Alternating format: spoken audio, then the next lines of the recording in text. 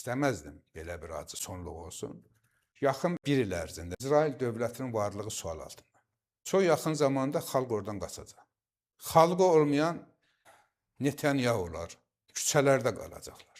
Onlara lazım idimi ki, siz dünyanı lağa qoyun, təhqir eləyin, insanlığı təhqir eləyin. O gün açıqlama verir ki, biz istənilən dövlət müharibə eləyə bilərik, heç kim bizim qarşımızda duranmaz. Bugün sənin başına füzələr yağdırır. Küçələrində adam yoxdur, amma bunkerlərdə yaşayır, bilirsiniz də, artıq evlərini köçürürlər bunkerlərə. Bu xalqı sən nə qədər bunkerdə saxlayacaq? Bir gün o xalq bunkerdən çıxıb sənin boğazını üzəcək də, proseslər ona doğru gedir. Biz deyəndə ki, xalq çıxıb onun boğazını üzəcək, biz görürük ki, o baş verəcək. Çoxsu deyir ki, canlar İsrail haqqında belə dedi. Mən İsrail haqqında demədim. Mən Netanyahu İsrailin anasını ağlatdı ki. Netanyahu məhv elədi. Dünyada Yahudi millətini abırdan saldı.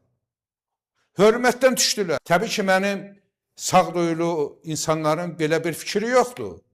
Biz Netanyahuların, cinayətkar təşkilatların, qurum və quruluşların fəaliyyətini bir xalqın adına yaza bilmərik, Zahir bəy. Amma bu da bir gerçəkdir ki, insanlarda fərqli bir fikir formalaşır.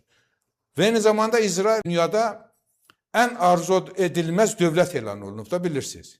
Rəy sorğusu keçirilib dünya xalqları arasında ən arzu edilməz dövlət, hansı dövlətdə İsrail birinci yerə çıxır. Bu duruma gətirən İsraili sizsiniz.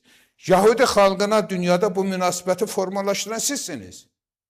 Biz də deyirik ki, ay dünya, ay insanlıq, bu güclərdən tez qutarın. Xəstəliyin içinə girməyin. Yeni bir Musa'nın doğuşuna biz hazırlaşmalıyıq. O Yahudi xalqını İsraildə xilas eləməlidir, biz ona dəstək olmalıyıq.